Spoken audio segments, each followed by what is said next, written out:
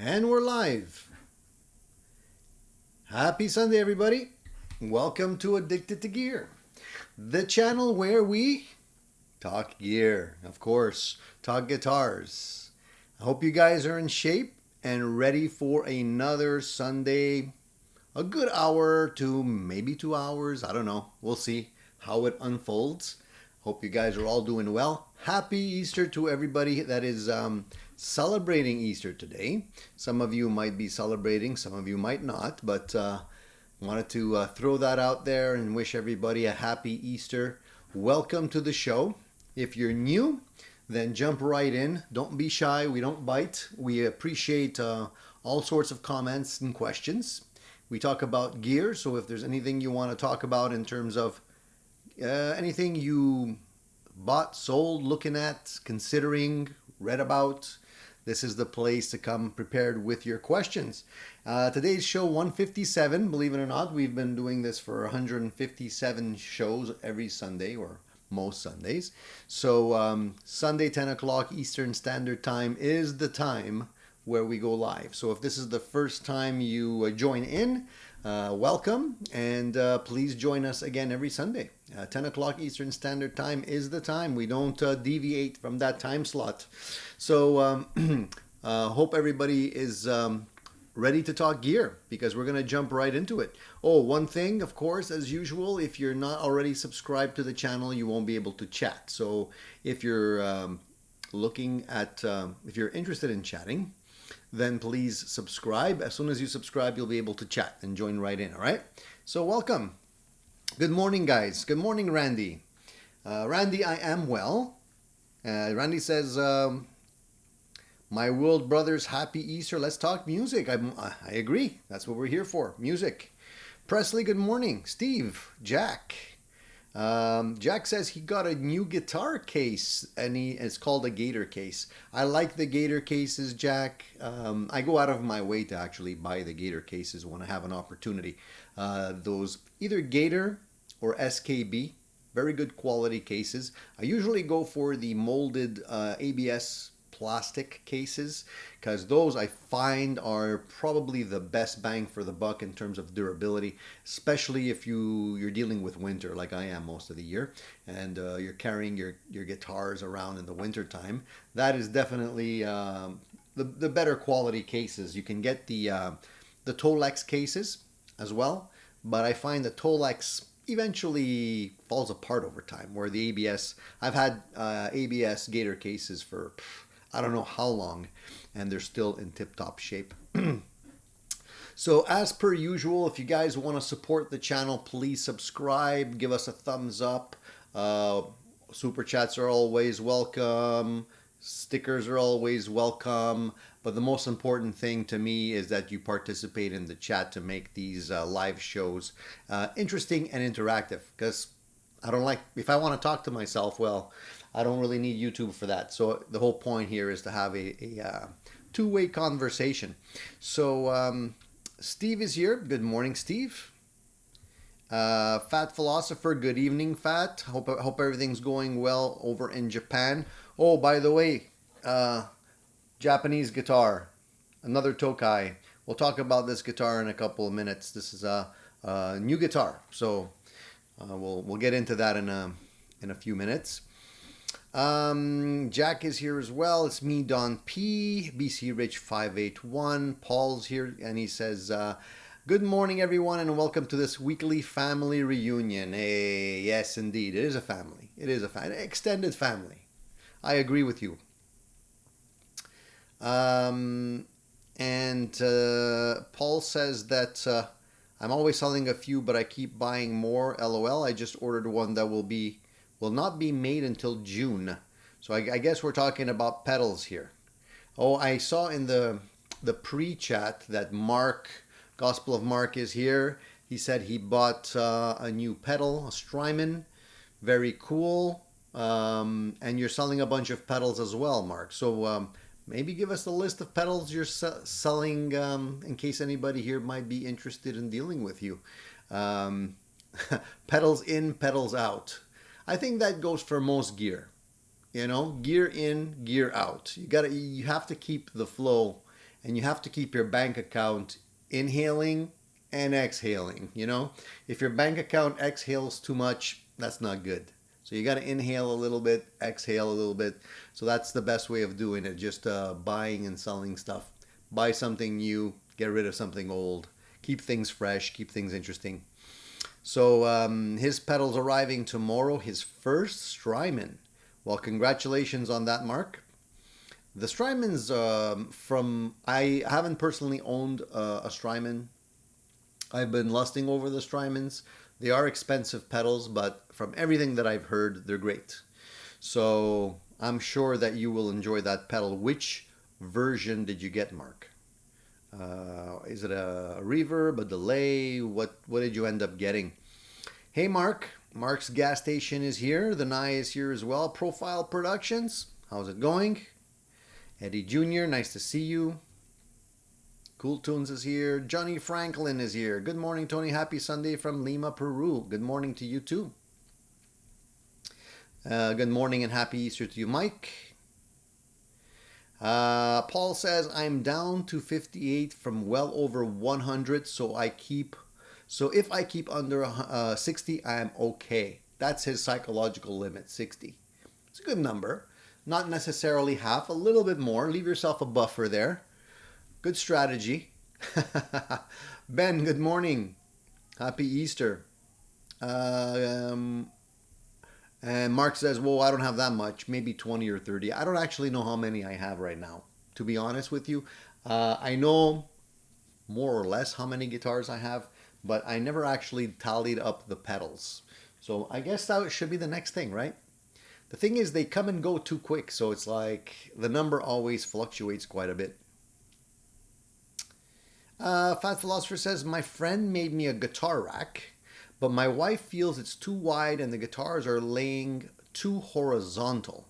How horizontal or vertical should a guitar sit?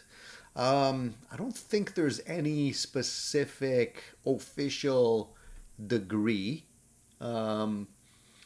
I mean, if you look at the rack that I have behind me, which is a Hercules rack, they're pretty much, I would say, tilted enough so that they don't accidentally fall forward. So if I had to show you, I would say like this is vertical. They're probably leaning at about this angle. I would say, I don't know, 30 degrees? Something like that. Again, I don't think there's a specific angle. I think it's just a question of like stability, more than everything. So that's that. Presley's asking about if there's any luck with the Wolfgang. So I don't know if we're going to get an update on the Wolfgang. Mike says he just picked up a 2009 Fender Road Worn in an Olympic white, just like you. Took a long time to track down. Yes, Mike, I know. I saw your message. Congratulations on that.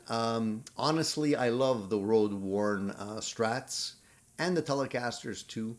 I think they're sleeper instruments. A lot of people overlook them because they're not into the relic thing, which is fine by me, because if I find another one for a good price, I'll probably grab another one too. But I have a really great feeling Strat that you've seen, and in Olympic white, just like you. And the red Telecaster behind me is also a Road Worn, which is over there.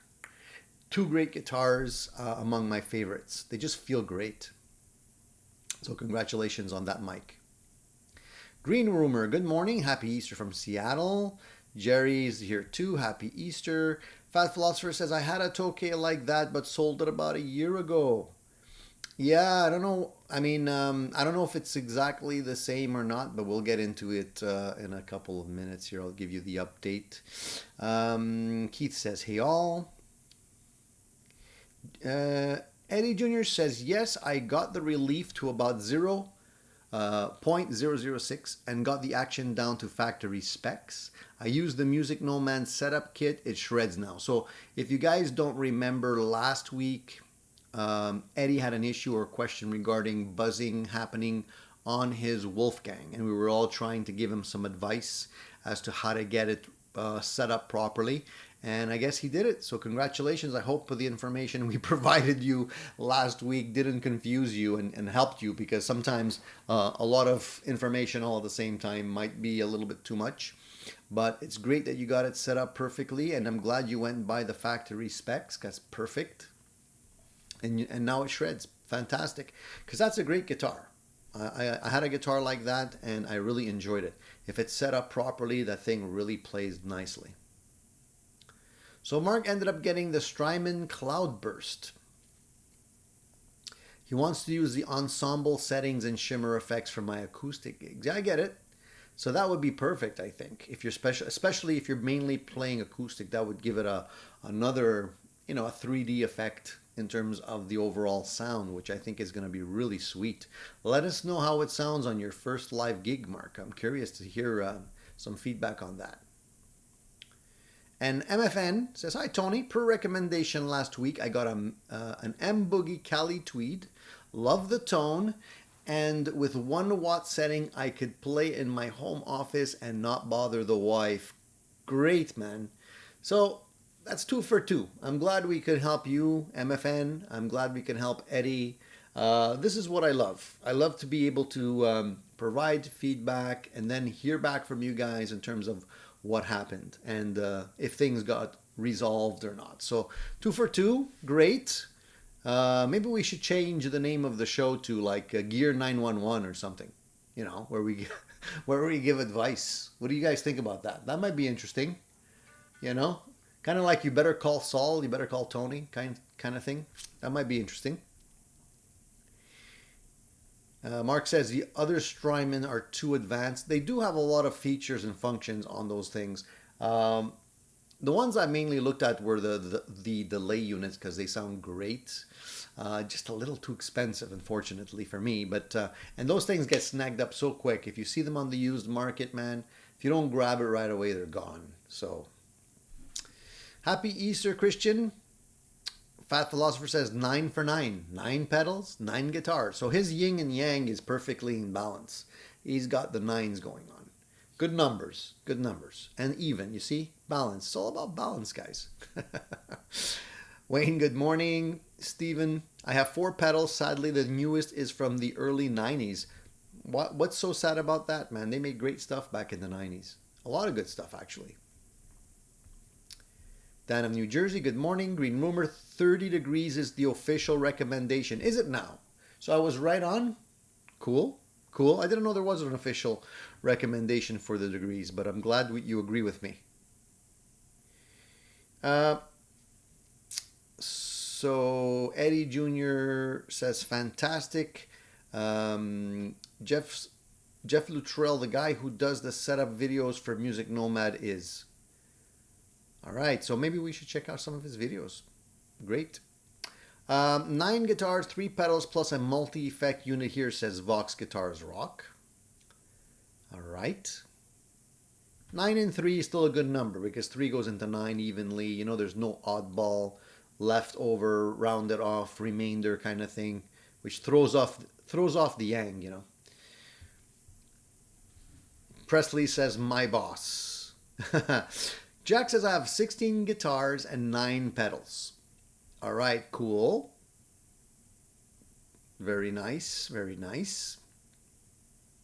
And Russell's got a problem. Says, P, sure, I have a problem. I got 3 more guitars over the past few weeks. I was supposed to be selling. Oof, please don't start naming how much stuff you got. I already feel bad enough. Well, Russell, if it's any consolation to you, I'm in the same situation. I was in springtime for me is cleaning out mode. So I do have a few things listed to sell off. And but at the same time, I recently brought in 3 guitars. So I sold one, which I felt good about. That's part of the cleansing process when you're addicted to gear. If you can get rid of a guitar or 2, it actually makes you feel good. It makes you feel like everything's in balance again. But unfortunately, 1 out, 3 in. So I'm still 2 over. So I'm gonna have to get rid of some other stuff, unfortunately. But I'm gonna try my best, guys. I'm gonna try my best. Steven says 5 guitars, 4 pedals. I need another pedal.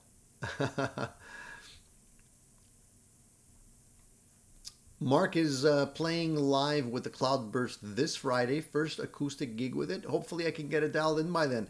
Do you guys feel any kind of anxiety when you get a new some new gear, especially if you're playing live with a band someplace? Do you feel like pressure trying to like learn and master the new gear before you actually have a gig? Kind of like what Mark's explaining. I know I kind of felt that way with the FM9 because I'm still learning new things about it, but definitely felt a little bit more anxiety there because it was there was a lot under the hood there. Too much to learn in a couple of days. All right. Russell says I have literally lost count. I can count my roads. I have one stage 88. And Russell says, when your room looks like Ingui, Ingui piles, you're in trouble. If Ingui does it, you must be okay. Yeah, I agree. If you have that situation happening, if you have to store your guitars in multiple locations because you're running out of room, that's usually a sign. Vox says, I wanted to fix my mom's old acoustic warped neck, but luthiers want $800. I found same make of guitar at a pawn shop, but it's a 12 string. Should I scoop it? Framus Dreadnought. Well, $800 is a lot of money, man. Warped neck, so I'm assuming it's a set neck guitar. You can't just switch out the neck. Man, I think if it's warped, unless you really, really like that guitar because it has sentimental value to you. Like if it's sentimental value, then maybe you do it, do it and take care of it, bite the bullet. And but if it's if it's not the case, $800, you can probably just get a new guitar with a bit more money there, or find a used one. So yeah, I for me $800 is a little bit beyond what I would spend to fix a guitar. You can try and fix it yourself, however. If you watch a few videos. Sometimes, depending on how the neck is warped, it's not an easy fix by any means. The warped neck is kind of like the worst situation that you can have on a guitar if it's a set neck guitar, because you do need some special tools to be able to try and fix that. If it's not warped that much, you can probably remove the frets on the guitar, re-level the neck by sanding it down, and then reapply the frets to it. But it's still going to cost quite a few $100 to do that. Yeah, unfortunately, sometimes you have to kind of let it be. Green Rumor says Strymon is having a giveaway contest on their website. So maybe we should all mosey on over there and sign up for the contest. I never win anything, guys. For me, it's like, unfortunately, I don't win. I'm not a lucky guy. I don't think I ever won anything in terms of gear, anything substantial. So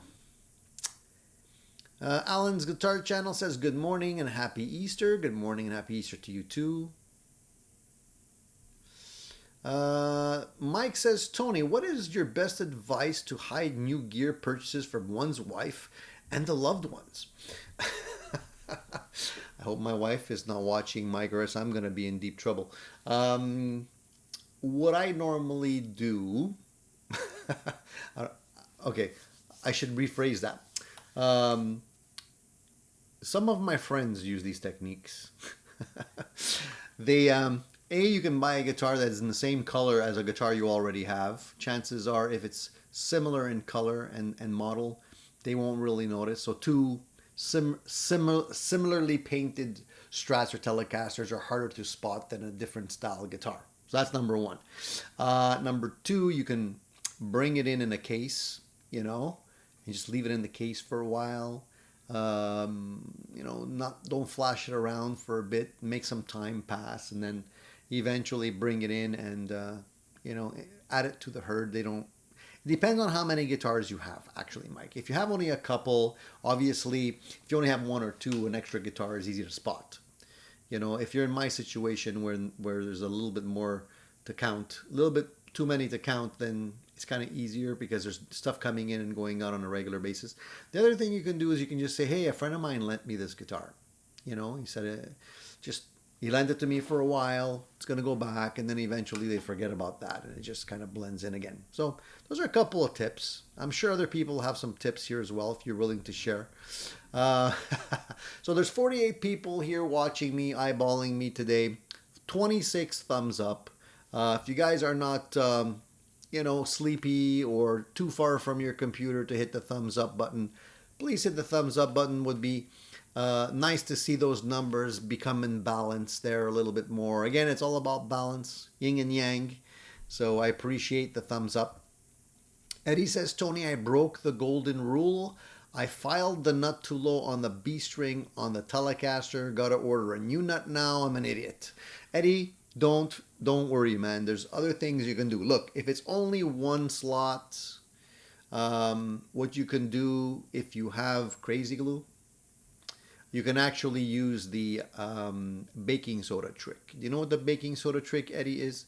You just take a little bit of baking soda, put it on in the slot, in the B string slot, put a little drop of crazy glue in there, and it basically solidifies the baking soda, and it becomes very hard. Let it dry, and then you can refile the nut, and just don't go as low, and you're going to be good to go. So you don't necessarily have to get a brand new nut. If it's just one slot, I would do that. Usually works. I've used that technique before. Tonefish says 13 guitars, 10 pedals. Cool. Gospel of Mark says I'm selling all these pedals and stuff because I'm looking at amps. I may also be looking at a used Strat tomorrow. I'm Stratless, so yeah, you got to have at least one Strat. One Strat, one Telecaster, one Les Paul, one SG, and a 335, and maybe a PRS. What do you think about that? 6 guitars, and maybe a Martin acoustic. How's that? Or a Taylor, whatever. So that's I guess the bare minimum. So guys, I just an FYI, this week was a crazy week for me. We lost power last Wednesday at about I think it was about 2:30. Around that time, last Wednesday, power went out.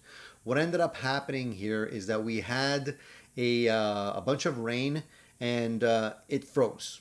So it was kind of like a mini ice storm. We had one back in 1998, which was a major ice storm because it lasted 3 or 4 days where it rained, froze, rained, and froze. So the power lines became like this thick with caked on ice, you know, back in 98. So all the big power towers, you know, the really big towers, collapsed one after another like dominoes. And basically the grid was down for, in some cases, over a month for some people. We had lost power for, I think, a little bit over a week at that time. So again, a couple of days ago, same thing, but it was much, much milder.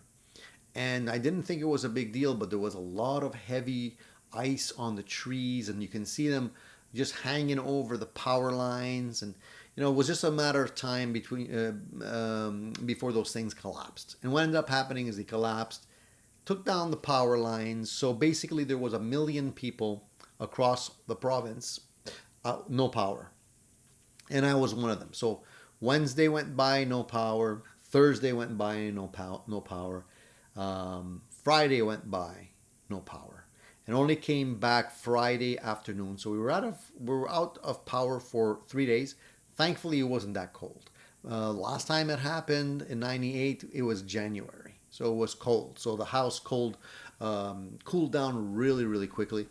This time it didn't. You know, it got down to about 18 degrees inside. But I have a gas fireplace, so I just put on the fire and let it warm up to about 21. So it wasn't bad. But I tell you something, it was quite boring for 3 days. I had videos I wanted to shoot. I was planning on doing no power, no internet, no nothing. So basically what did I do? I just pulled out the acoustic guitars and just brushed up on my acoustic playing. That's it's always great to be able to go analog, you know, from time to time. And I think there's a couple of people here that are regulars today that are also in the area that still don't have power. So I think Saint Brando is one of them because he was messaging me yesterday and he still didn't have power, and I think even last night he didn't have power. So you know, there's still some people without power. So that was kind of a sucky couple of days, and that's why I didn't upload a new video. I'm actually working on some videos for you guys right now, so hopefully we'll be up. We'll put up some videos soon for you guys. Let me talk about the guitar. Yeah, let me talk about the guitar. So guys, you know I'm a sucker for Tokais, and they don't usually pop up on the used market all that much in my area. You have to kind of order them on Reverb or on eBay, and they're very expensive when you go through those channels. So this one popped up on the used market, and it was out there for I would say at least 2 weeks. I contacted the guy immediately when I saw it, and asked him about it and tried to. I offered him a price that was a little bit lower than what he was asking, and he wasn't interested. So I let it be. I'm like, forget it then. So I let it be. A week later, it was still there. So I always say it, you know, when a guitar is there, doesn't disappear, somebody doesn't buy it right away, it's a sign. It's meant for you. So I contacted the guy again. I'm like, hey, is the guitar still available? And he's like, yep, it is. And he's like, I got a few people interested in coming by this weekend. So I said, okay, I'm coming right now. I want to take a look at the guitar. So I love Tokais. This is going to be the third one. The other one is not here. This is an LS95 Japanese, not a Korean version. You can tell the difference between the Korean version and the Japanese because the Japanese has a 2-screw truss rod. The Koreans usually have 3. They're not exactly the same. Has a burst. So this is an LS95F for a flame. The guitar is in extremely good condition, as you can see. No buckle rash. Neck is in good condition. The only little thing is that there's a little bit of paint chip here, which is easy to fix. But I don't even think I'm gonna fix it because it's got mojo, man. This guitar sounds amazing. I played it all day yesterday, all day before. I took it in. I actually cleaned it up. I do the usual disinfecting process. I call it the sanitization of the new gear. When I bring in a guitar, usually what I do is I immediately take off the strings, take off the pick guard, open up everything, take off the tail pieces, remove the rings, take everything out, clean everything off, inspect everything, including the pickups, clean off and hydrate the neck, put on new strings, check everything. In this case, the nut was loose actually. When I took out the strings, the nut actually popped off so I just basically put a bit of hide glue underneath there. Now it's perfect. I even took off the tuners, inspected all the holes, made sure nothing was loose in there, put everything back, and also looked inside the cavity to see what kind of wiring situation was happening there. And yeah, it's beautiful. Great guitar. Love the flame. The other Tokai I have has no flame on it. It's plain top. This has a nice thick maple slab on it. And when I actually do the review, you'll see the photos. How heavy is the guitar, Jerry? Good question. Let me weigh it. I don't know, man. I didn't weigh it yet.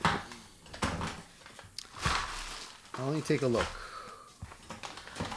Get the trusty scale here.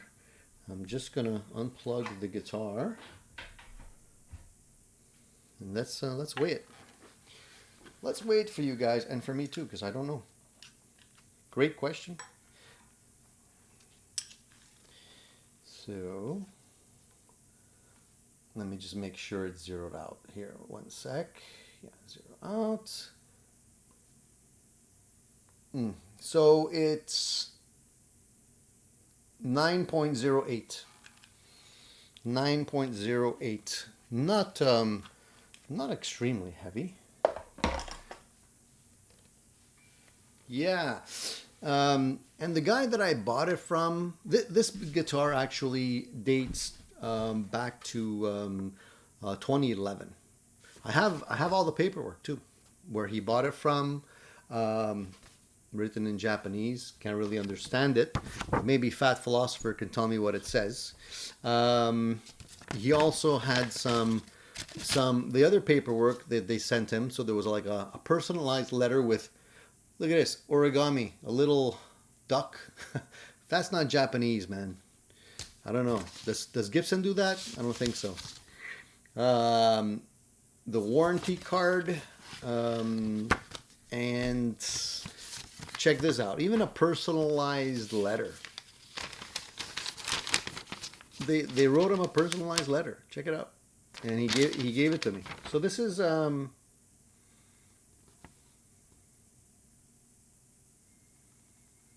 So this is kind of historic. I like to keep the paperwork. I like to keep all the stuff, the goodies that come with it, so I have like a history on the guitar, you know? But the guitar is in perfect condition, and I don't regret buying it at all. Even the pickups on this guitar are original. And for those that don't know, the Japanese Tokais had what they call MK2 pickups in them. These MK2 pickups were kind of Tokai's version of the PAF. Usually they come with nickel covers, and they usually range in output between 7.5, I think in the neck, and a little bit hotter in the bridge. I didn't measure it, but I will do that for the video. The sound is very nice. It cuts through. It has nice nice punch in the bridge position, and the neck position is actually quite nice. I was expecting to maybe change out these pickups because, you know me, I usually tend to do that, but I might just keep them. Eddie says, did you mention what year it was? This is a 2011. It's a 2011, so it's 2011. It's September 4th, 2011. September 4th.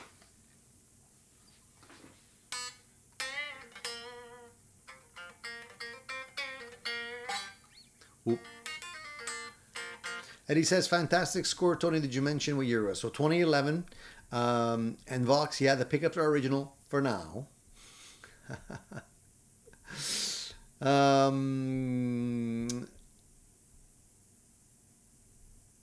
don't have a paperwork question per se. It's just written in Chinese. That's all. So, but the only thing I'm gonna probably do on this guitar right now is probably change the pots. The pots are original in this guitar too. I have an image I'll show you if you guys want to see it.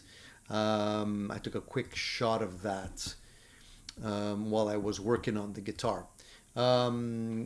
So let's just say the cavity wasn't the neatest thing that I ever saw. I'll show you what I mean. Take a look. So you can see here basically all the pots. They're 500K pots. They're stamped made in Japan, except for one of them. So I guess at one point the one at the top here got replaced. I can see that he's got some resistors in there, so he probably has some kind of circuit in there to keep the highs in. And you can see that he's got the two big caps in there that one looks like it's paper and wax. The other one I'm not really sure, but not the cleanest thing. and the actual the taper on the pots, not the greatest.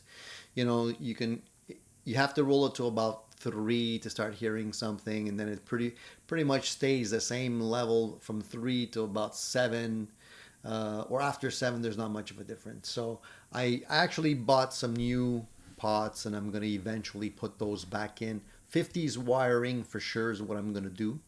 I usually like the 50s wiring, and hopefully I'm going to get a little bit better, just a little bit more versatility in terms of the pots in there. Yeah. I actually picked up some stuff yesterday. Big shout out to my friend Wayne. He's a dealer here in town. Prospect Strings is the company name. Prospect. And it's fantastic that he actually has a lot of parts. And you know how difficult it is to get parts. You go to Long and McQuaid or any of the big box stores, they really overcharge you for all the, if you want a small pot or something, you're paying so much money. So I'm really happy that my buddy, he's got a really nice selection of parts. So I ended up buying these DiMarzio replacement, a set of 4 of these DiMarzio replacement CTS pots, and these are the custom taper versions. So apparently the taper is a little bit better than the regular ones. We'll see. They're pretty much the same price as the regular ones, so I ended up getting 4 of those. I do have some nice orange drop capacitors, but I bought an extra set of the 0.22 microfarad capacitors here, the really small ones, but I have the orange drops already. I just wanted an extra set, so I bought those. I bought some extra strings, and I also bought some of these cool picks. These are a new type of pick I'm trying out here. Dandria. I don't know if you know these picks. Dandria. They're XH thickness, which are extra heavy.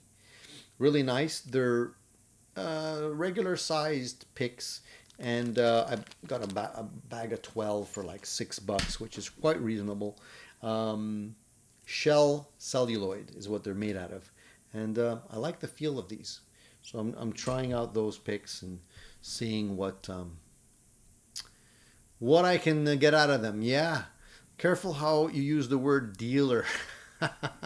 Yeah, it's a dealer only in a positive way. Only in a positive way. When Tony chose his shirt this morning, he was being picky. Yeah, I am being picky. Look at this. I can add an extra pick here. I can put it right over there. You guys are quite humorous this morning. Vox says, I bought a Wilkinson 4-lead zebra humbucker for the neck position on my SG. It isn't here yet, but we'll update when I install it. You obviously ordered it online someplace.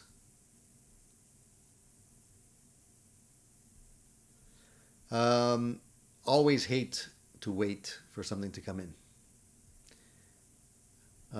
The other thing I'm probably going to change on this guitar, I forgot to mention, is I don't really like the truss rod cover. I usually like the bell covers a little bit more, so maybe I'll get something custom for this guitar just to give it a little bit more of a personal flair. All right. So I saw the Marshall factory tour the other day. Another YouTuber on the channel had recently posted a factory tour he attended just this week. And it was really eye-opening to me to see that nothing's changed over the last, I'm going to say, 10 years.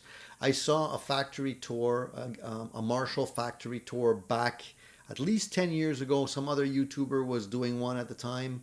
And the one I saw yesterday was identical. Nothing changed in the shop. Everything's the same. Size is the same. processes are the same. Seemed like there was a little less people, but maybe that's due to when the tour was happening, you know.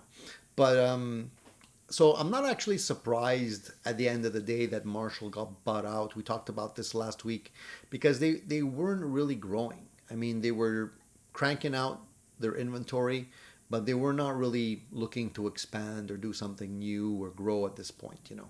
So I feel like because of that, I think they were opened up. They were open up to you know, just expanding through acquisition kind of thing. So we're gonna see what's happening and what's gonna happen in the near future. But yeah, interesting. It was eye opening for me. So the other thing I also wanted to say is that lately I've been having really bad luck with my equipment. I told you what happened with the FR speaker. I kind of figured it out and I think I fixed it. But when we lost power the other day, my Mackie monitor, I have a Mackie MR8, a set of MR8s on my desk here. Well, one of them, the left one, went kaput. And I'm pretty sure it was due to the power surge because when the power went out, it flickered a couple of times. And now when I plug it in, it does nothing but buzz. So there you go. Again, I'm going to have to now find somebody who can repair this thing and bring it back to life for me. I'm really a little bit disappointed. All of a sudden, things are like falling apart on me. But that's what usually happens when something starts going south. It's usually a couple of things in a row.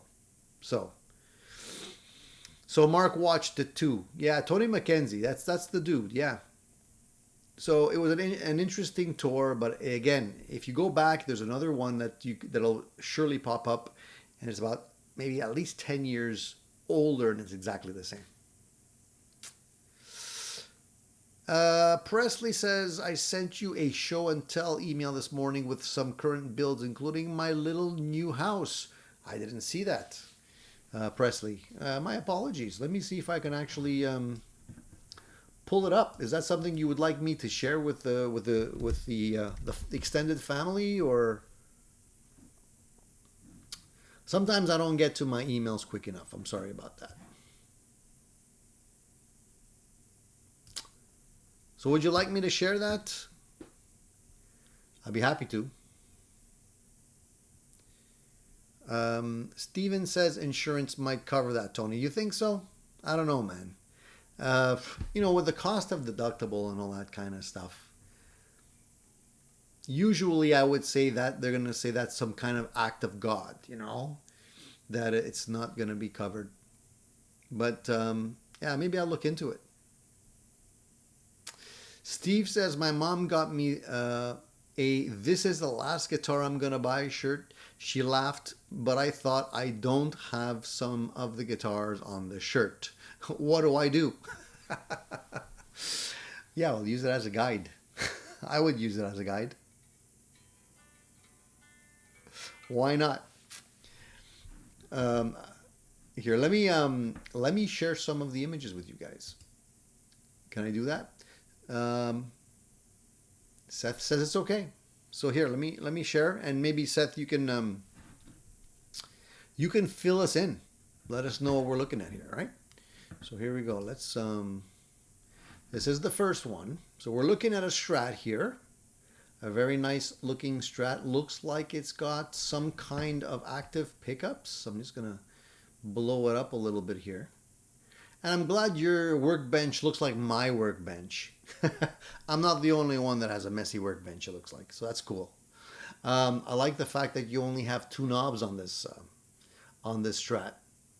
And you have the plug there. What do you use as the plug? Very cool idea.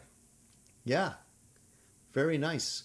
With maple neck, and I don't know what the headstock looks like. It looks like it might be a little bit of a larger headstock there.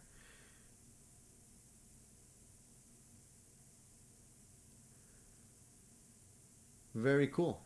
So that's one of them. This is the next. And here we can see another Strat style guitar, except now you have a humbucker and two single coils. Are these the? They're not active. Oh, okay, I thought they are. They thought that you are active. They look like they're active because I don't see the poles. Okay. Are these Bertolini pickups? Very cool. I like the tortoise shell pickguard on this one and the gold hardware. Nice color combo. Lace sensors, huh? Are they lace sensors? Sometimes they look like they are, but they're not. And here's a new build. Very nice color here as well. Yeah, the Bartolini, I thought they were. They look like them, yeah. So here is a build in progress. No hardware in the guitar yet, but coming along. Very cool. And here you have the bunk beds for the guitars. So you got quite a few guitars laying in your storage cabinets here. Nice looking builds as well. Telecasters, Telecaster at the bottom. A couple of Telecasters and a few Strats as well. Very nice. So you're going to be running out of space real soon too. You're going to have to think of a better way of storing these guitars. Looks like you have the hanging versions and the sleeping versions, and I like the Telecaster with the humbuckers that we see here up front. That looks cool too, man. Very nice. So somebody's been busy. Somebody's been working like a little busy little beaver here. A few Strat bodies, very nice looking gold version there in the middle. Very nice. Sweet looking gear, man. And that's a really nice Telecaster. I like the shorter bridge on the Telecaster with the humbuckers. And of course, the burst. Very nice, man. Very cool. Very cool. And there's a family shot. Looks very nice, hanging all together there. And there's the workshop, I guess. Is that it? Is that where all the magic happens? Very cool, man. Thank you for sharing. If anybody out here is looking at where the action happens and what's going on with Seth's builds, I can't speak, Seth's builds, reach out to him and get in touch with him, man. I'm sure he can build something very nice for you. Custom built guitars, and not at a custom shop price point. So Presley says that's the new house as well. So he's got everything under control. He's got the guitars coming along. He's got the house coming along. He's got everything. No, Presley, I didn't mean, when I said workshop, I didn't mean that your house was a workshop. I meant that your workshop was in the house. Aren't you building your guitars in your house or somewhere in your house? Or is that a separate location? Anyways, very cool. Very cool. Nice job.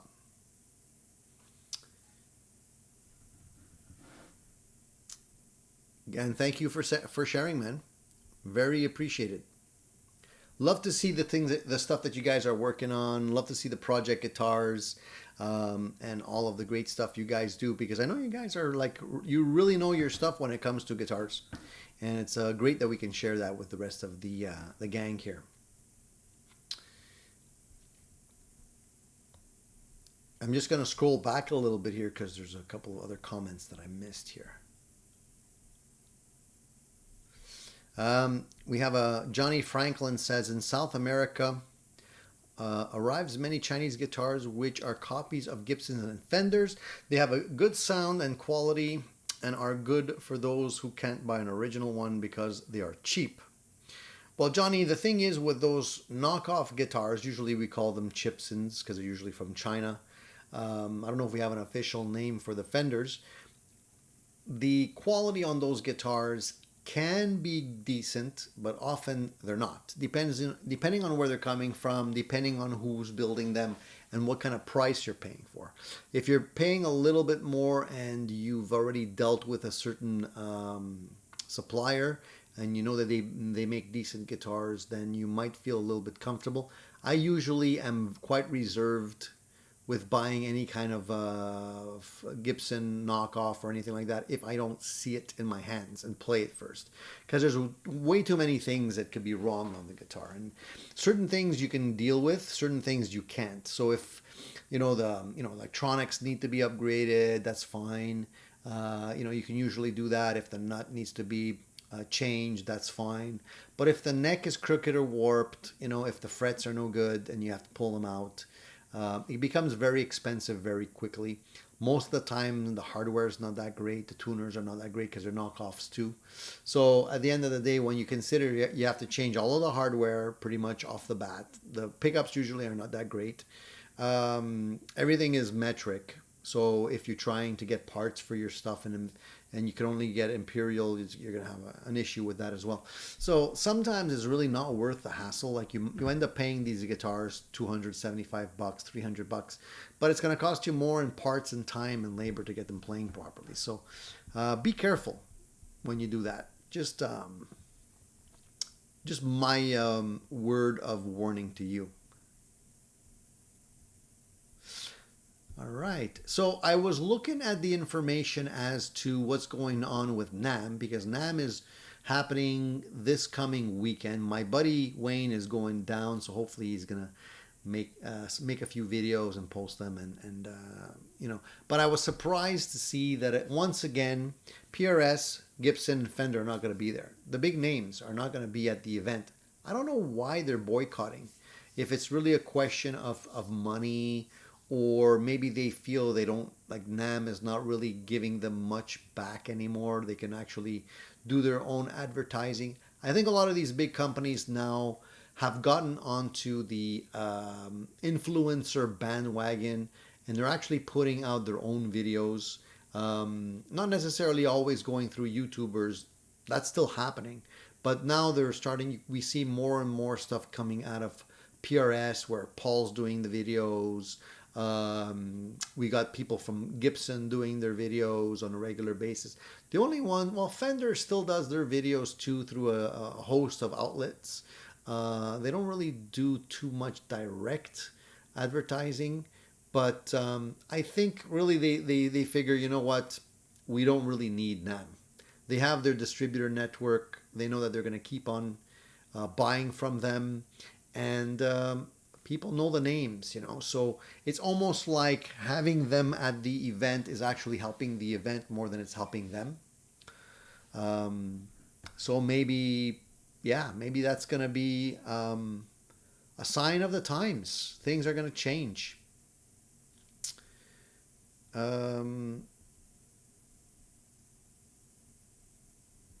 Pleasure, Johnny.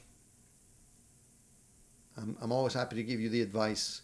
You can take it or leave it. I mean, use your best judgment. But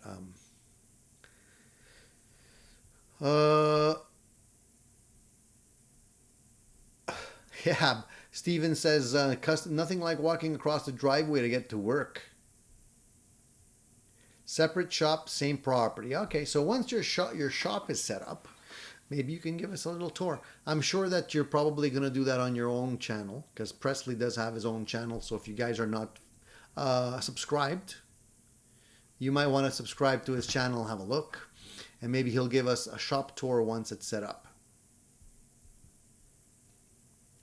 Vox says, anyone else follow CGS channel on YouTube?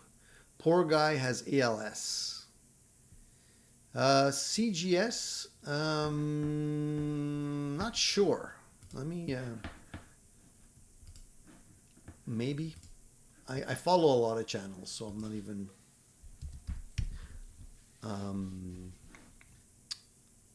CGS.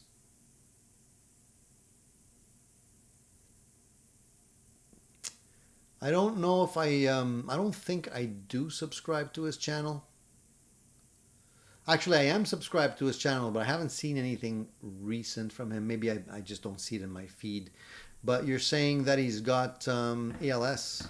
That's rough, man. That's rough. People that have ALS, MS, all these kind of diseases and stuff, it's really sad when they're young, and they're really they're really challenged early on in life. Hopefully things are under control for him. I know today they're making a lot of great advances with medicine, and the support medication you can get for a lot of these diseases keep you going, and don't affect your way of life as much as it used to, which is great. So you can still have a relatively long life and a decent quality of life. But it's always sad to hear. It really is hard to see these things happen to people that you've been watching, and you would think are relatively healthy people, but you never know, guys. Cletus says he's disappointed Gibson won't be there. I'm sure there will still be lots of cool stuff, but bummer. Yeah, so if Gibson's not going to be there, I wonder, in a way, it gives a chance to the smaller companies to come in and show their stuff. Because generally, if you go to NAMM and there's Fender, Gibson, PRS, those are the booths that have the big names, those are the big draws, and everybody's going to watch and see what they're coming up with.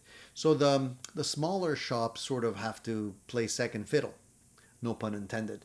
So it gives the opportunity to these smaller shops now to actually go in there and strut their stuff.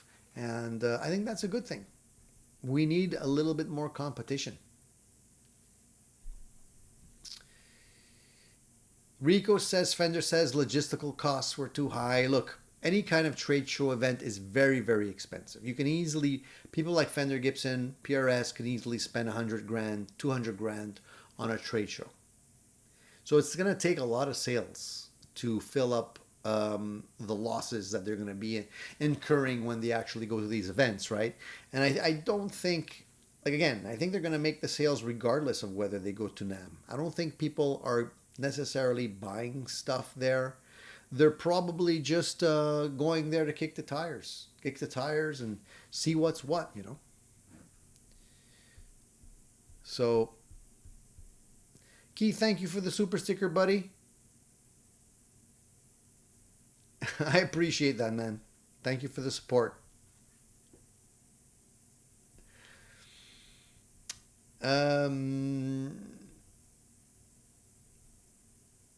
Davis says, Tony, what's the stripe strat on the rack behind you? You're talking about the one back there? That guy? That's my Frankenstrat that I built. You want to see it? I can show it. Sure. I did a video review on that. And I also did a few videos which I was showing the process as well. But here, I'll go grab it.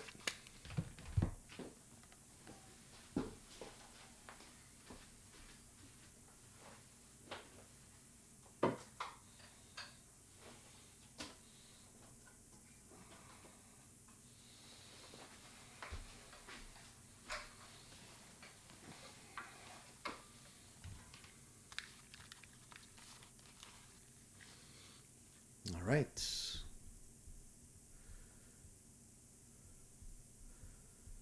So here it is. This is the Frankenstrat that I built.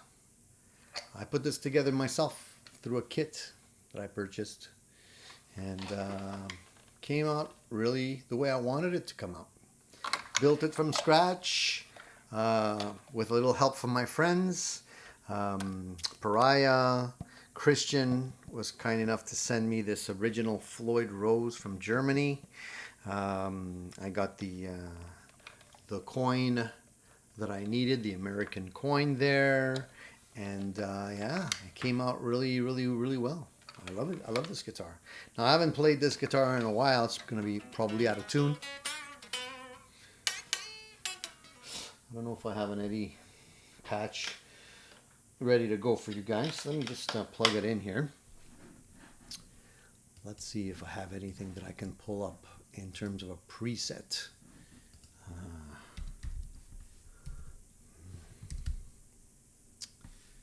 What do we got? I know I have one somewhere.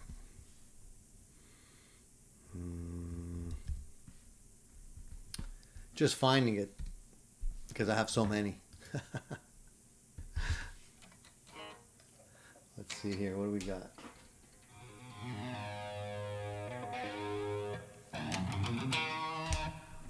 just check the sound.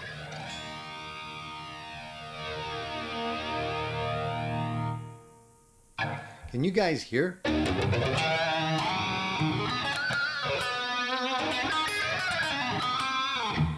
Do you hear my guitar at all?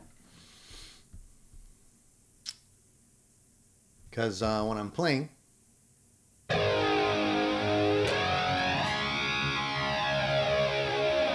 kind of low.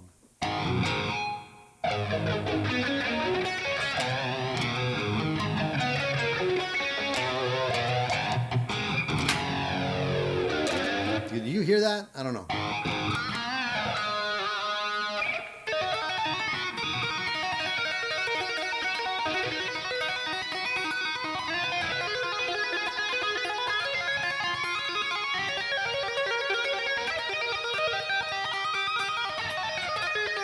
Anyways.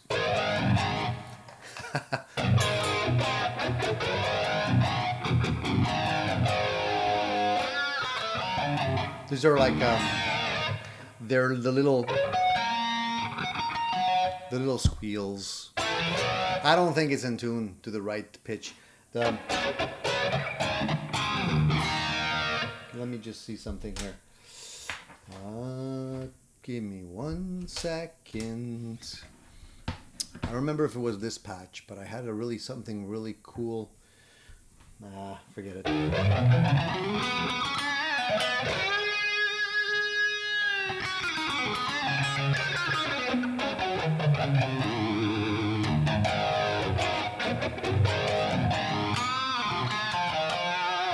Yeah, I don't eat my picks. I'll try not to eat my picks. Anyways, that was a little taste of this guitar. Really cool sounding guitar. I really like it because it's like a custom shop build for me. I built it from scratch. It has its own little quirks and all that kind of stuff. But I try to make it as close to the original with pictures and all that kind of stuff. And it came out pretty good. I'm pretty happy. So there you go. And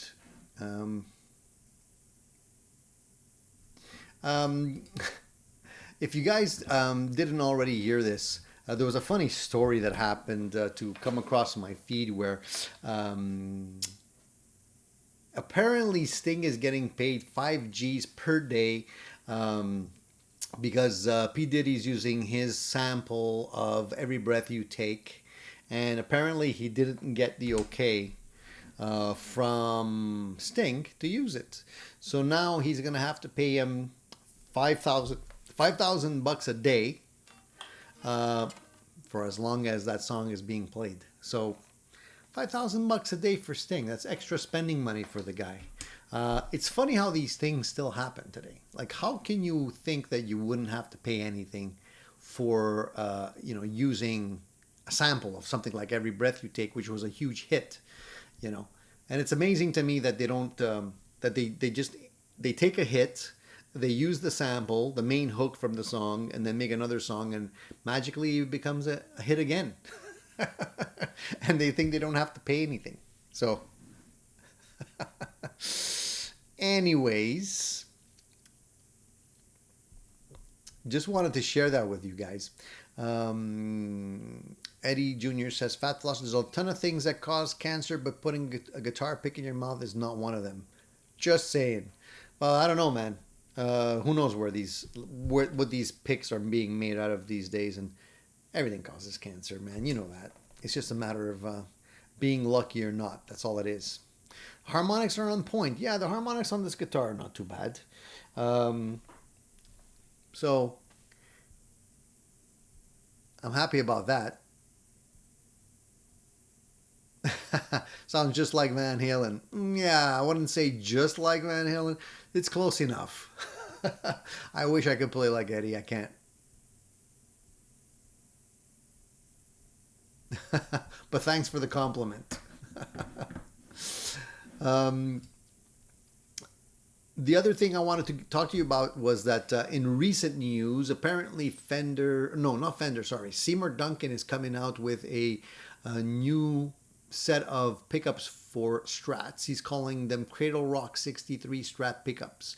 And if you guys don't know, the 63s, when it comes to fenders, are great sounding fenders, generally speaking. The 63 pickups are usually a little bit more bitey, a little bit more hot. Think more like a Stevie Ray kind of tone, you know, where the 50s, the 55s are a little bit brighter. The 63s are a little bit more punchy. They're more powerful, more output. So anyways, Seymour Duncan is putting out a limited set of 1,000 of these pickups. And if you guys are interested in trying them out or grabbing them, they're called Cradle Rock 63s. I'm not sure what the price is going to be on these pickups, but if you have anything interesting available in terms of guitars that you might be looking for pickups for, that might be an interesting set to try out and see if you like them.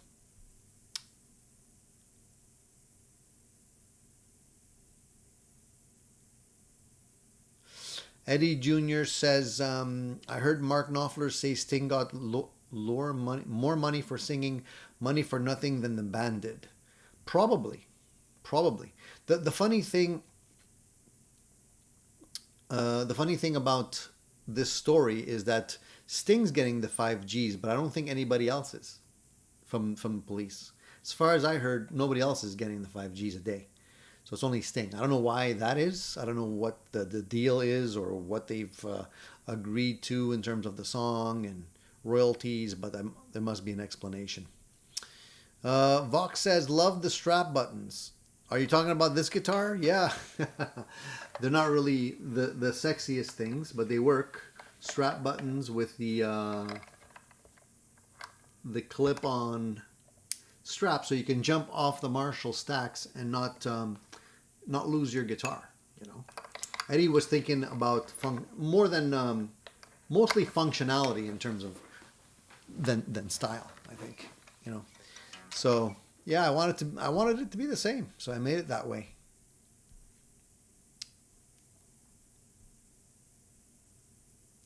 Fat Philosopher says the problem with Gibson is that there's 5 lemons for every decent one. So that's mainly why you got to try your guitars live. You got to actually play them. Like I would never order a Gibson. I would never order a Gibson like sight unseen from a website. You have to actually play it and see it, because there's good ones and there's bad ones, like any guitar, you know. Presley says, "Holy $375. What are we talking about, guys? Sorry." Cradle Rock, $375 for the set. Oh, okay. Where did you see the price on that? You saw it on the Seymour Duncan website? $375 US, I would imagine. Yeah, pretty expensive pickups, right? That's the thing. Anytime they say limited edition, it usually means you can't buy this crap forever. So that you know they're going to be paying premium for it. $375 is knuckin' fruts. Yeah, I agree. I mean, I don't know how much the custom shop sets cost these days from Fender, but if you're looking at, let me just go take a quick peek here.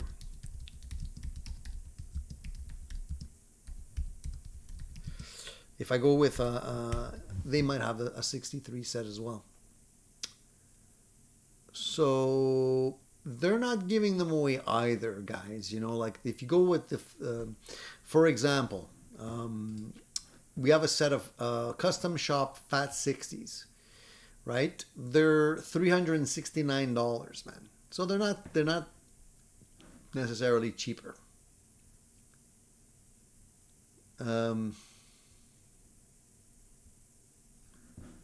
Yeah, everything's getting expensive, including the pickups. Tony, Grover Jackson pickups are $100 each. Yeah, and you buy yourself a set of Tone Rider pickups, and they're like $100, $125 maybe for a set, unless the prices went up there too. I always praise Tone Rider because I always feel like I found the right set for me. I love the City Limits set that they have there, and I believe they're still available, and how much do those cost these days? So Canadian, $101 Canadian for a set of 3 pickups. So think about it, man. It's like 35 bucks a pickup. And I love those pickups. They sound great. Texas tone, fat, cuts through, rich bass. I have them on a few of my guitars, and they're great. I vouch for them, man, and I've mentioned it many times. Alnico 5 rods in those pickups.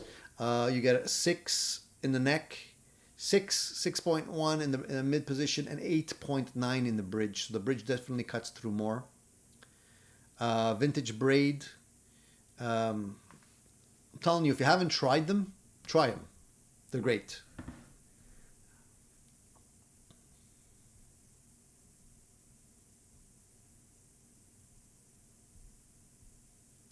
The you know what's funny is somebody's mentioning what was the comment here? Every Breath You Take was the biggest hit in 1983 in North America. Song composed by Sting. That's why he's getting all the money. I guess it was composed by him, but I mean, yeah, maybe the other two fellows didn't necessarily negotiate the best deal out of that one.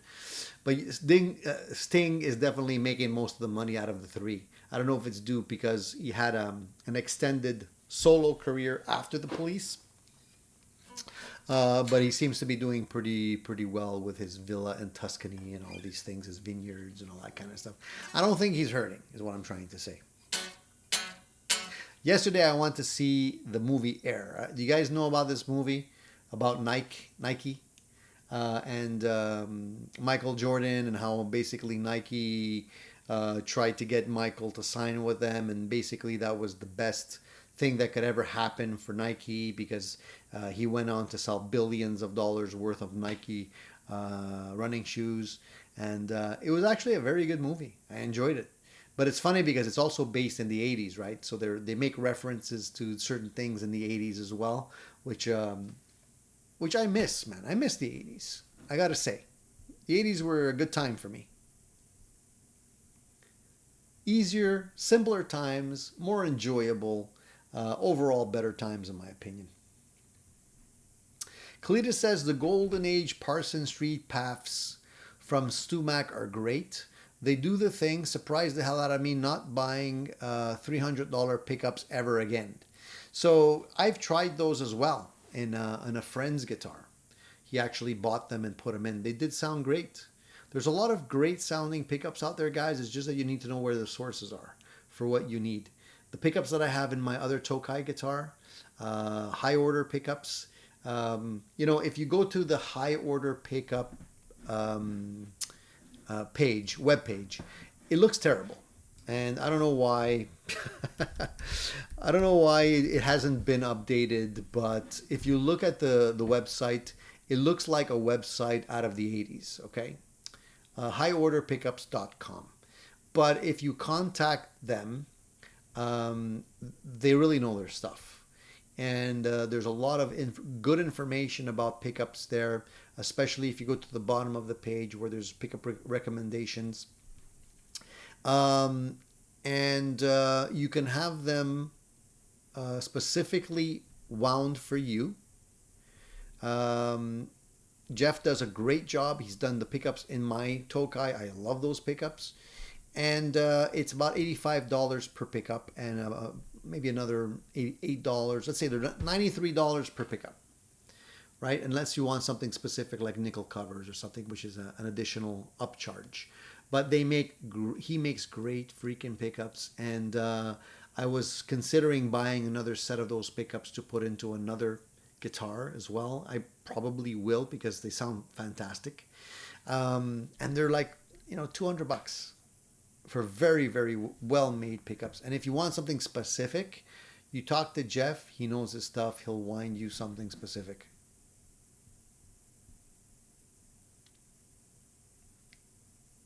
Mark also vouches for Mojo Tone pickups as well. So, Mark, which version of the Mojo Tones did you buy recently? Because they have a bunch of different ones there. The thing is, the Mojo Tones, if I'm not mistaken, if you go to the humbucker pickups, they usually will be a little bit more expensive, right? So if you, depending on the model, they're about 120 bucks per pickup, depending on the model. You can get cheaper ones as well that are about 100 bucks. But the thing is, you got to be able to find the one that you like. So Mark bought the PAT 59 clones. And so the clones, were those covered or non-covered? Well, it's the same price, so it doesn't really matter. They're 120 bucks a pickup. So you're looking at $240. That's US. So for me, it would, add another 30% on top of that. Plus, I don't know if there's a shipping charge. So, but if it breathes new life into your guitar, it's well worth the expense. Plus, you can flip the pickups you have in your guitar now, right? So if you already have a set of pickups, depending on what you have there, if there's Seymour Duncans that don't do the trick for you, Seymour Duncans are easy to sell. You can easily sell them for like 100 bucks each or whatever, or maybe 80 bucks each. So you recoup some of the cost and you upgrade, right? This is why I always do the upgrade. Eddie says, I have a Super Distortion from 82 or 83, and it's the best sounding pickup I have ever had. I have a set of those Super Distortions right here on my desk. I might actually put them in a guitar eventually. Fat Philosopher says, what is the most you spent on a single pickup, Tony? I have paid 150 bucks USD. The most expensive pickups I have right now in any of my guitars are the Monty's guitar pickups that I got. He makes great pickups, by the way, but the pickups are like almost 400 a set, and that's pounds, not dollars. So it's expensive. It's really expensive, but I gotta say they're probably the sweetest sounding pickups that I've had. So depending on what you want, so the PAF humbucker pickup that he sells, if you want open back, let's say you want nickel, like I got the nickel ones, and you want to buy a set, those are $252 a set, not dollars, sorry, pounds a set. So convert pounds to dollars or Canadian dollars. So 252, let me just do a quick conversion for you guys. So 252 going from, I'll go to Canadian, right? Because I'm in Canada. So you're looking at, what's the amount here? Oops. What happened here? Sorry. Come on. What's going on? Doesn't want to take my numbers. Okay, there we go. So if you convert 252 pounds to dollars, it's $422 Canadian dollars for the pickups.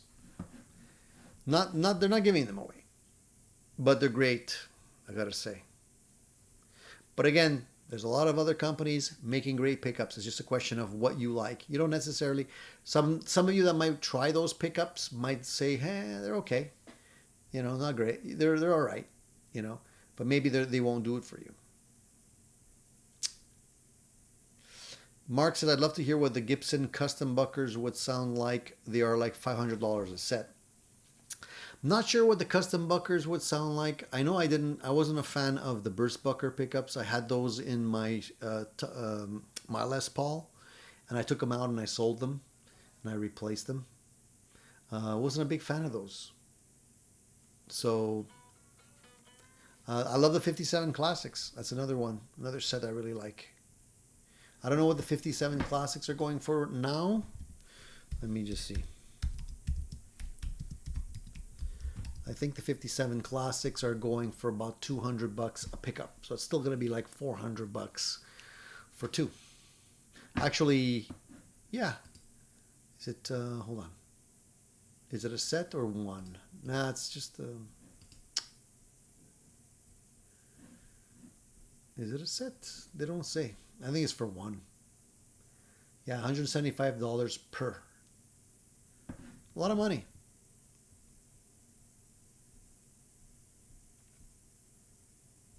I like the 57s, Tonefish. Yeah, you know, the Burst Buckers didn't do it for me. I don't know if I'm the only one, but nah, they were kind of like, they were not as articulate as I liked. I like it to sound open. I like it to sound, I like to hear the harmonics coming through, and the Burst Buckers didn't do it. Mark says my most expensive pickup was a PRS 5909s. I put in my single cut, $200 a piece, $400 a set. They're definitely worth it. They sound great. Yeah, those are great pickups. I'm not sure, but I think the single cut that I have from PRS has the same type of pickups in there, except they weren't marking them at the time because it's when they started actually engraving the pickups. I'm not sure, but I think they're the same pickups.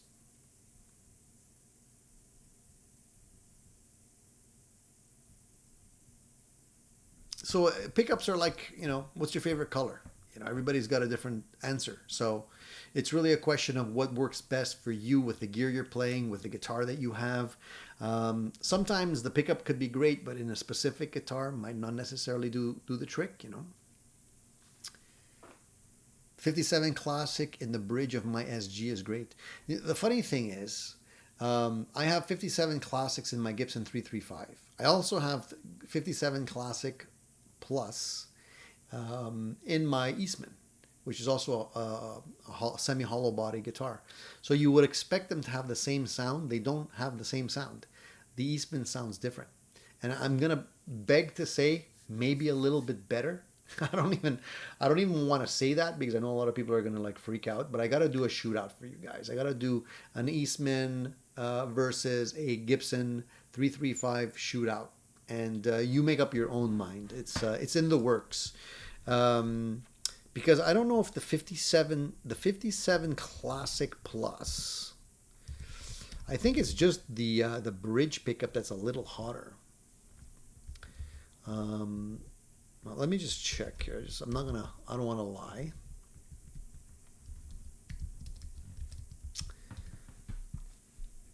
I think I don't know if both pickups are different output or if it's just the bridge pickup here.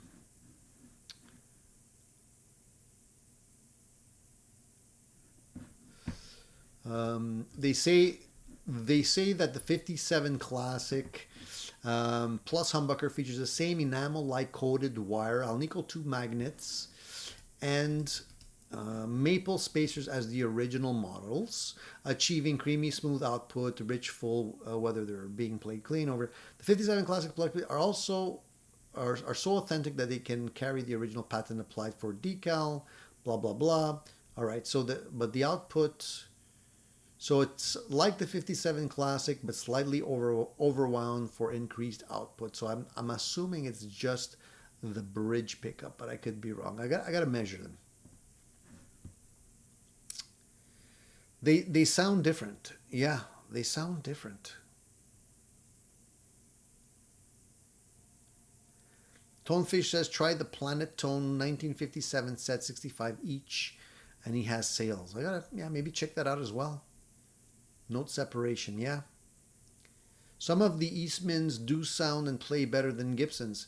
Again, I don't think it's one thing. I don't think it's just the guitar, just the pickups. I think you put them together and you will hear the difference. But even unplugged, the 57, the 335 and the Eastman don't sound the same.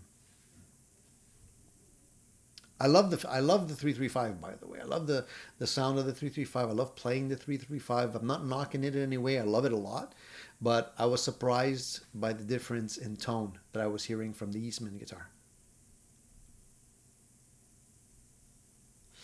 SG Lee says the 57 Classic Plus in the bridge was a little too something I didn't like. Yeah, I don't know. I'll do a shootout. I'll do a comparison, one-on-one, and you guys can tell me if you can hear the difference.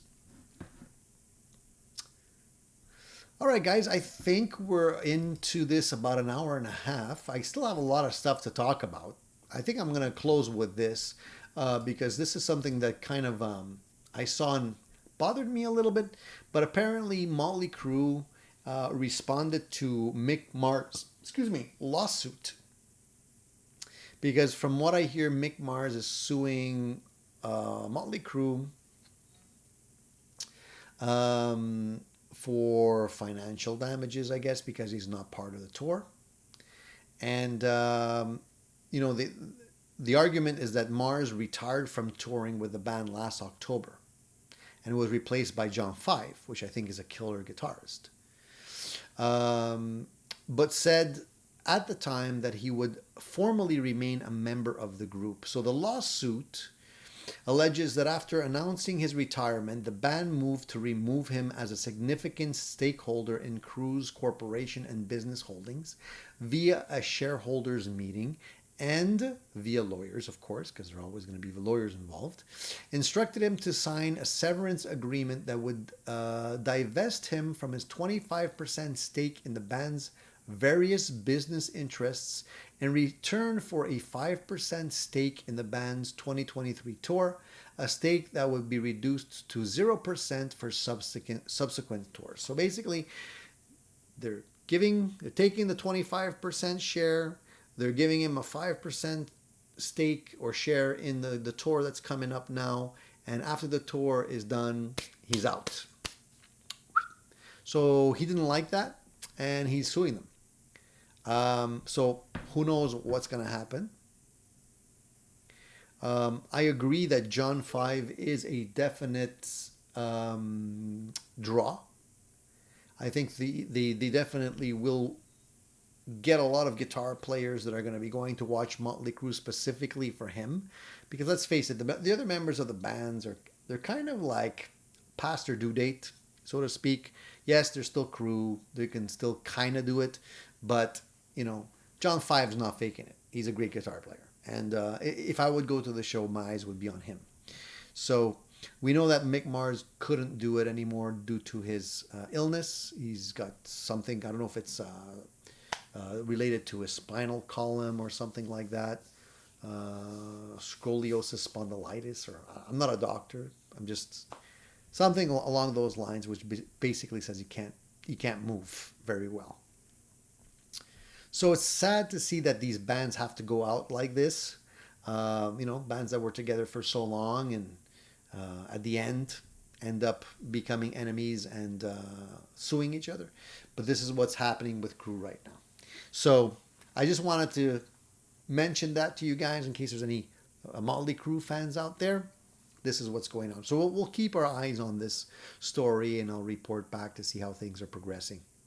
But you know, should they retire? I think a lot of these bands that are still touring right now should have retired a long time ago. But at the end of the day, they're going to keep on doing it as long as there's a paycheck available because they got to pay the bills, you know. So I'm not surprised that they're still trying to do it, you know. Fat Philosopher says, I found a used Gibson 57 Classic bridge pickup in a shop and grabbed it. It only measured 7.8, so I put it in the neck of my Earth Thin Line Telecaster and it sounds great. Yeah, I mean, that pickup is probably more expensive than the Earth guitar. But yeah, it does sound good.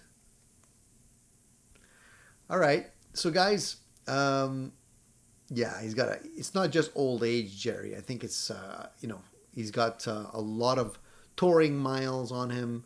He's got the health issues happening. He's older than the rest of the guys. He was a great guitar player, you know, but I think John 5, Mick Mars, I'm going to have to go John 5, you know? All right, guys. Thank you once again for tuning in to this Easter edition of Addicted to Gear live Sunday show. Thank you for the thumbs up, guys. If you guys haven't already or haven't had an opportunity to give us the thumbs up, please do.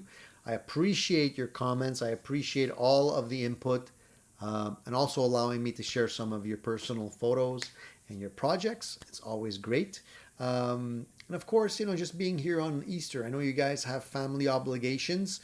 I know you guys are busy with other things. and taking the time out of your day to join me here is always very much appreciated. So thank you for that. Stay tuned for the videos that I'm going to be posting this week. There'll be a few more videos coming up for you guys to enjoy. So take a look at those. And please give us your comments. If you have anything that you want to share, even after this show, it takes a little while for YouTube to actually put up the live comments. I noticed that when this goes live, you usually don't have the live comments right away. It's usually a day later. I don't know why. It takes them that long to process it. But if you have any other feedback or comments as to the questions and topics that we discussed here today, just put them in the comments below. I'll be more than happy to answer your questions and comments on those as well. And maybe next Sunday we'll be able to see if there's any goodies coming up from NAM. I know that there's a few companies that already announced some interesting products that we're going to be able to take a look at. And I'm sure that there's going to be a host more next week. So stay tuned for that if you want to have the NAM edition of Addicted to Gear Live. That will be next Sunday. All right. Take it easy, guys. Don't have too much chocolate. Enjoy Easter. Get out there and enjoy the sunshine. It's a beautiful day. And don't forget to play your guitars and gear and have some fun, because what would life be without guitars and gear, guys? It all revolves around that. So thank you for tuning in. Take care, guys, and see you next week. Same time, same place. Ciao.